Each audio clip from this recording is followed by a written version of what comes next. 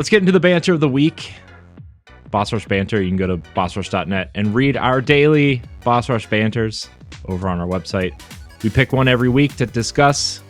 This one might be a quick one, but it's the ever growing discussion of physical versus digital and how recent games are not getting physical releases. And this is by Shane Kelly, contributor to the Boss Rush Network.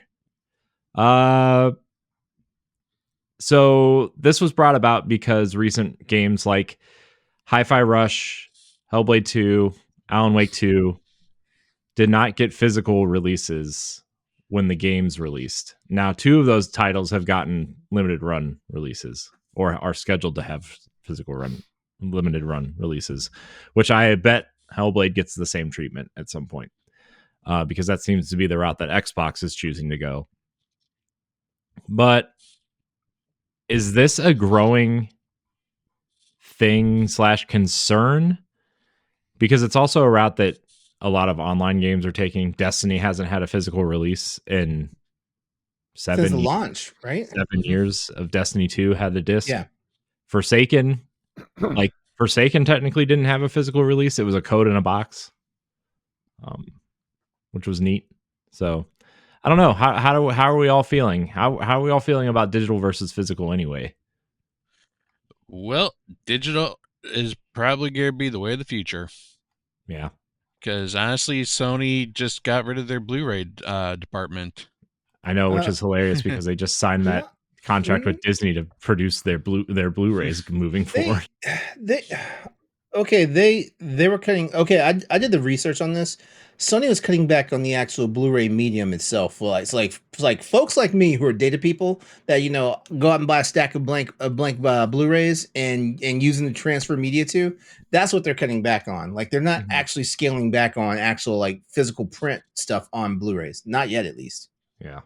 Yeah, I did the research on that because I was like, but also like Sony owns the patent to Blu-ray, so like they can do what they want, but at the same time, I had to look into it just to be sure because I was like, I just want to be sure like if this is the direction that Sony, the company, was going, and I found out that it's more or less the actual like not the digital media that everybody consumes. It's the writable media that they're shrinking back on. Yeah. I mean, and the tinfoil hat perspective is, of course, everything's going digital because ultimately they don't like. There's a. You could make the conspiracy theory that corporations don't want consumers to own stuff. Oh yeah, I was about to say there's physical. It's way easier to delist that way. Yeah, I was about to say there's 2 schisms going on. Number one is that one that you just pointed out there, Matt. Because and that's the reason why I forget the guy's name, but he's got basically the class action lawsuit in effect about how you can't just sunset games that people actually own and stuff like this, or people spent money on. But I also want to say that I also feel like the other schism going on here is that it's another way to make more profit because what's happening for a lot of these companies is they'll release a game, all digital, suck up like that maximum cost, like dollar value, for it. Games now are $70 for the most part. Games now are $70. You get them on digital. Like a year and a half later, they found it's like, oh, we're releasing the physical edition because apparently you guys wanted it, and then everybody fucking double dips and buys that game again at whatever the deemed full price is for that. Sometimes it comes out at the exact same fair price. Look at you, Nintendo. Sometimes it comes out at a bargain value. Like shit, like we hardly ever see Game of the Year games. Games happen where like it's the game plus all the full DLC. I mean, yeah, Mass Effect Legendary Edition is the last one I can remember that I actually physically bought. Actually, I didn't physically buy that. I bought that digital, but yeah. But I feel like it's a schism. But I also feel like we have the chicken and the egg scenario going on here because like as gamers, we kind of did this to ourselves. Yep. We double dip. We double dip all the fucking time. We double dip when it comes out on a different console. We double dip when it comes out on a portable platform. We double dip when it's just a good fucking sale going on. Look, not to Guilty. pick on anybody in the group here, but has anybody met Edward Varnell? Ed's gonna single handedly keep this part of the market afloat. Honestly, because I realized it was getting ridiculous to me because like Capcom is my favorite publisher, and like I had a problem because like I had at one point I had 4 different versions of Street Fighter Alpha 3. What? Yeah. Man, what a life. What a time. Yeah, Street Fighter Alpha 3. I had the Dreamcast version, I had the Sega Saturn version, I had the PS1 version, I had the re-release of it on PS2 and PS3. I mean, if it makes you feel better, I have 3 versions of Twilight Princess sitting on my shelf right now. We are part of the problem. We are feeding the cancer. We really are. But I can't tell people. I'm not going to tell people how to spend their money because I make bad decisions with my money too, especially when it comes to video games. It's kind of why I draw the line at like buying all these collector's editions because like sometimes I get the shipment, I open it up, and I'm like, man, this wasn't even worth the $400 I spent for it. Yeah. I just had that revelation with all these. I have all the Destiny ones, but I was like looking at them and opening them up, and I'm like, why do I own any of these? The only 2 cool ones are the Final Shape and the original Ghost edition, which came with the ghost that talks, right? The Dinglebot ghost. Yeah.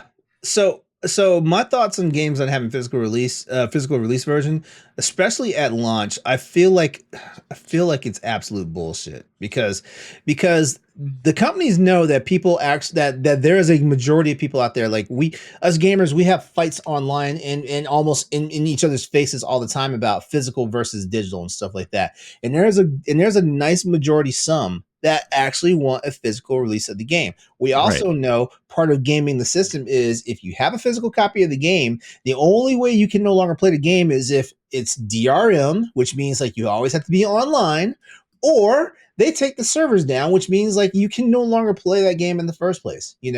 That's the only way that like that they can get around that someone has a physical copy, but we don't want them to play. And I don't even think they're twirling their mustache saying, "Nah, we don't want them playing our game anymore." I understand, like it costs money to keep these damn servers open. I get that, and as gamers, we're also fickle because, like, for everybody that like double dips, on a game, there are people out there who's like, oh, I'm only paying for this one time because like it's here for forever, until I turn around and say the servers down or the game sunsets, they will play that game forever. Looking at people still playing Black Ops 3.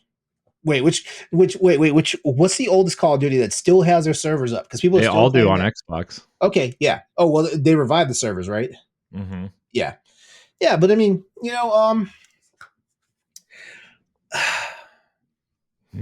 I'm not gonna say it's right, but I am gonna say it's not okay. That's where I stand. That's where I stand as far as like new games not having physical releases and stuff like that. I mean, the big one right now is Alan Wake, right? Wake. Because they were like, we're not doing a physical. And then at Keely's birthday party this summer, they say, we're releasing a physical through limited run. And it's like, well, now all those people who bought the game are, like it's the double dipping thing. Like you said, like that's the biggest culprit to me right now. Mm-hmm. And it's like, it's one thing like Hi-Fi Rush. It's a smaller game, right? Like, okay. Granted, Microsoft published it, right? So it's not really a smaller game, but like it is a smaller game. Does it really need a physical, Game Pass, whatever? Okay, that's understandable. I get it. But Alan Wake 2, so many people were looking forward to that, right? And like, I feel like A, not being on Steam, but B, not having a physical copy in stores really hurt that sales. They still haven't made their money back on that, which is crazy to think about. Mm-hmm. And so not that it didn't like sell well, but like, all the money that Epic kind of put into publishing that they haven't made the money back yet, but that's not Remedy's problem. That's Epic's it's not Remedy's problem. That's not Remedy's problem. Yeah, true that, but also at the same time, like, and Corey, like it was a couple of weeks ago, right? Because like I was really bitching about like I really want to play Alan Wake 2, but I did not want to get on EGS.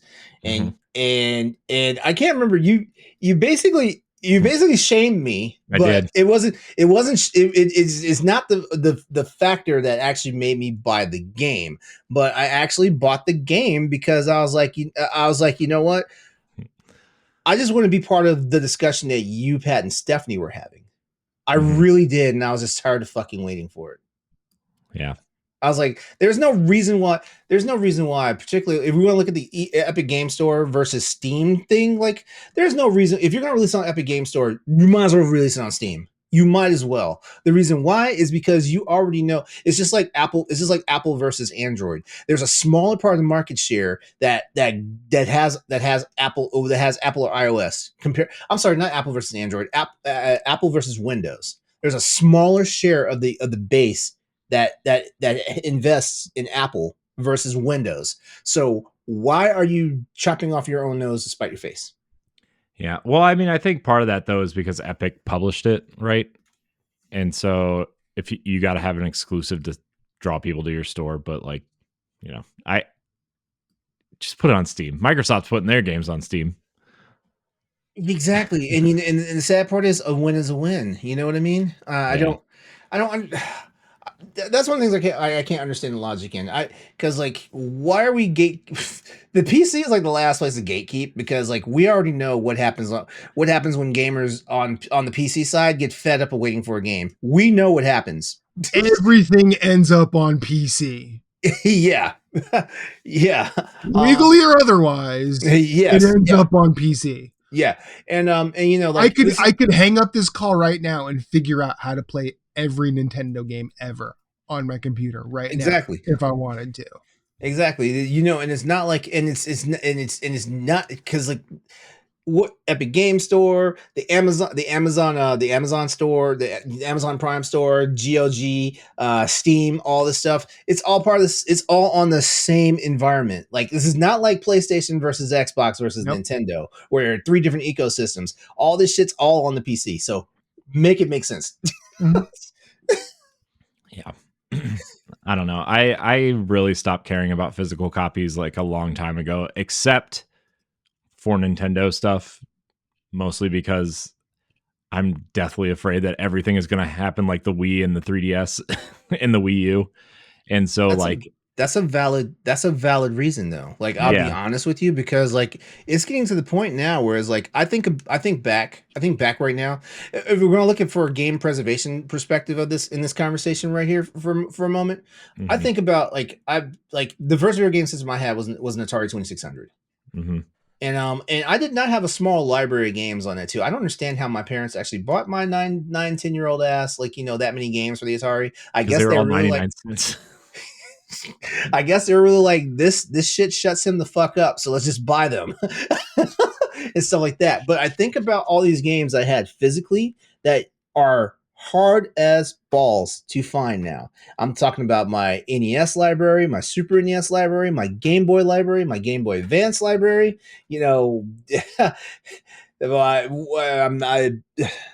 All that cartridge format because like honestly I really didn't start holding on to stuff until like stuff came out on disc, and then I was still selective about what I was going to keep and get rid of on disc and stuff like that so like part of it's game preservation, and I'm not sure. I think Nintendo probably is a bigger culprit in this because Nintendo wants to hold on to their IP so tightly even if it's not technically their IP, because they'll come after your ass. They'll come after your ass if you download a ROM for Contra, which is not one of their games. Yeah. So the big moment for me, right, of like it doesn't matter, right, was actually pretty late in the Xbox One PS4 life cycle where Shadow of the Tomb Raider came out. And like that game went gold like 2 months before the game came out. And if you bought a physical version of the disc and did not update it, it had an entirely different ending, an entirely different last level, an entirely different like boss fight at the end.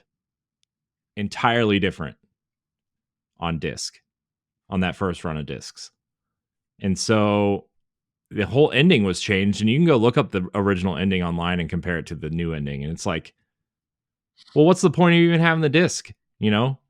And obviously Destiny is like a big thing too, but that's an online game, so it's different. But like, you just see all these patches, and you know, this game is only, you know, I mean, Call of Duty at this point is just the license on the disc, right? Like that was the big thing with Modern Warfare 2 last year. And so it's like, why do you even have the discs anymore? You know, aside from like, oh, well, I guess I can resell them at some point if I need money. You know, that's kind of like really the only reason, in my opinion, now. Aside from Nintendo games, because you know, they aren't up to date on technology, we'll say. And you know, B, their games are pretty finished when they come out. Most of them.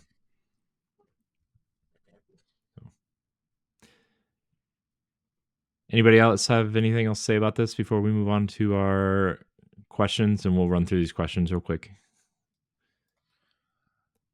I still like physical, but I'm picking it up way less than I ever have. Yeah.